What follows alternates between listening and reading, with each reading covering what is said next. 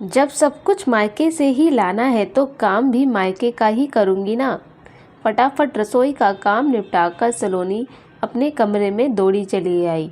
बाहर घर के सदस्य सब तैयार हो चुके हैं और सलोनी है कि अभी तक तैयार ही नहीं हुई। जानती थी कि अगर 10 मिनट के अंदर तैयार नहीं हुई तो सासू माँ अच्छा खासा हंगामा कर देगी, क्योंकि पहली बात तो ये कि जब वह तैयार हो जाती है तो उनसे सब्र नहीं होता, और दूसरी और ज़रूरी बात कि आज उनकी बेटी राखी के घर प्रोग्राम था। ये तो शुक्र मनाओ कि सलोनी ने रसोई में जाने से पहले खुद के कपड़े तो निकाल कर रख दिए थे।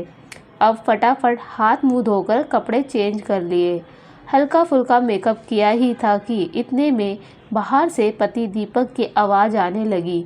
अरे सलोनी, कितनी देर लगेगी? तुम्हें जल्दी आओ, देर हो रही है। इससे पहले कि सलोनी कुछ कहती, सासू माँ कविता जी ने चिल्लाना शुरू कर दिया। अभी खुद के मायके काम होता तो फटाफट तैयार हो जाती, लेकिन यहाँ तो प्रोग्राम मेरी बेटी के घर पर है, तो बस लेट करने में लगी हुई है। जब ये कह दिया था कि जल्दी तैयार हो जाना, तो तैयार नहीं हो सकती थी। बस धीरे धीरे समय बर्बाद करने में लगी हुई है। बस अब पता था कि सासू माँ ने चिल्लाना शुरू कर दिया है। अब सबका मूड खराब होना लाजमी है। अब जब तक सब उसे 2-4 बातें ना सुना लेंगे, तब तक सबको चैन नहीं मिलेगा। खैर, सलोनी फटाफट अपने सैंडल पहनने लगी तो ये क्या, सैंडल ही टूट गए। अब उसके पास तो पहनने के लिए कुछ भी नहीं। आखिर दीपक चिल्लाता हुआ कमरे में आया। क्या है सलोनी, तुम अभी तक तैयार नहीं हुई हो?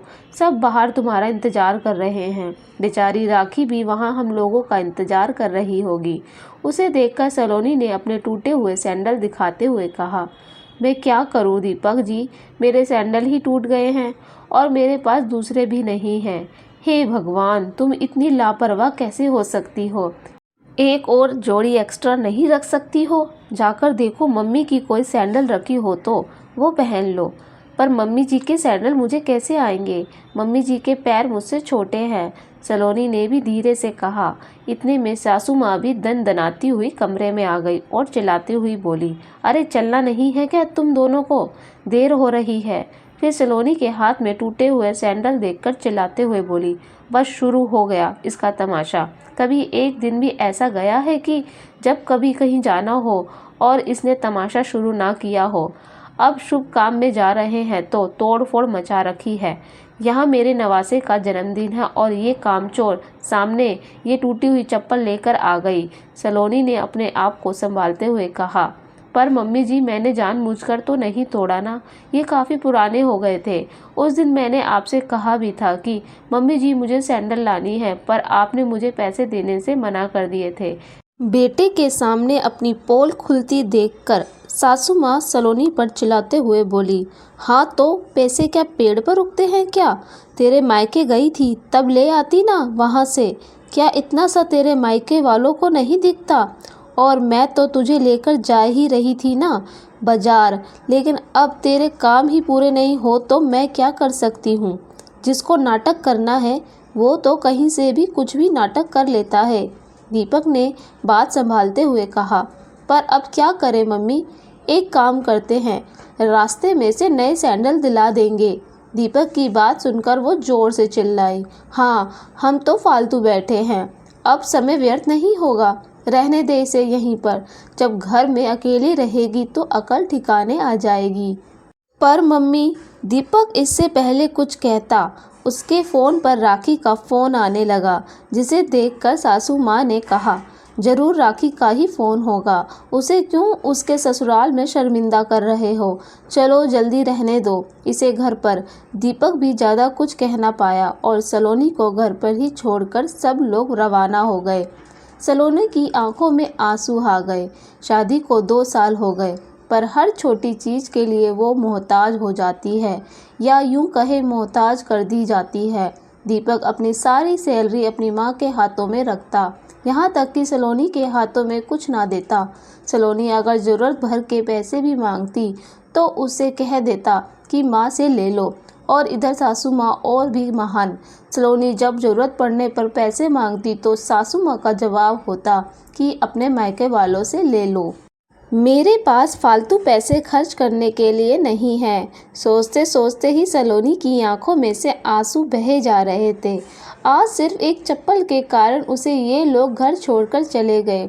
अब क्या अपनी चप्पल लेने भी वो मायके जाएगी? खैर, जैसे तैसे रात निकली। सलोनी ने किसी से कोई बात नहीं की। दूसरे दिन सुबह के 8 बज गए, लेकिन किसी को चाय नसीब तक नहीं हुई। आखिर सासू माँ को चाय नहीं मिली तो वह बाहर आकर चिल्लाने लगी, आज चाय मिलेगी कि नहीं? पता नहीं कहाँ चली गई कामचोर। किस्मत खराब है मेरी, जो ऐसी बहू मेरे पल्ले पड़ी है। थोड़ी देर बाद सलोनी अपने कमरे से तैयार होकर बैग लेकर बाहर निकली तो उसे देखकर सासू माँ बोली, ये सुबह सुबह कहाँ बन ठन के निकली? अभी तक तो हमने चाय भी नहीं पी, घर का काम कौन करेगा? सासू माँ की बात सुनकर सलोनी मुस्कुराकर बोली, सासू माँ, अपने मायके जा रही हूँ नई चप्पल लेने के लिए। उसकी बात सुनकर सासू माँ तमतमाते हुए बोली, जहाँ जाना है वहाँ जा, पर पहले घर का काम करके जा, चाय नाश्ता तैयार करके जा। ऐसा है सासू माँ की, जब सब कुछ मुझे मेरे मायके वालों से ही लेना है तो काम भी मायके वालों का ही करूँगी ना। अब आप लोगों की तो औकात नहीं है, जो चप्पल खरीद सके उन्हीं के पास जाना पड़ेगा। आपका घर है, आप लोग कीजिए अपने घर का काम। सासू माँ ने गुस्से से दीपक की तरफ देखा तो दीपक भी नज़रें झुकाकर बैठा हुआ था। अरे तू कुछ बोलता क्यों नहीं है? क्या बोलूँ मैं तो कल भी कुछ नहीं बोला था, आज भी कुछ नहीं बोलूँगा। मुझे तो सलोनी का कहना भी गलत नहीं लग रहा, दीपक ने कहा तो सासू माँ उसे डांटते हुए बोली, तो तुझे तेरी माँ ही गलत लग रही है? नहीं माँ, आप भी गलत नहीं हैं, गलत तो मैं हूँ। मैं ये भूल गया था कि मैं शादीशुदा हूँ। मेरी पत्नी को भी खर्चों के लिए पैसों की ज़रूरत पड़ती होगी, तो कुछ खर्चा उसके हाथ में भी कुछ मुझे दे देना चाहिए था।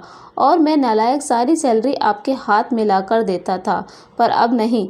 अब मैं सारी सैलरी आपके हाथ में देने की जगह कुछ खर्चा सलोनी के हाथ में ज़रूर दूंगा, ताकि उसे कोई भी सामान खरीदने के लिए मायके का मुंह ना देखना पड़े। आखिर बेटे को बहू का पक्ष बोलते देखकर सासू माँ से कुछ कहते ना बना।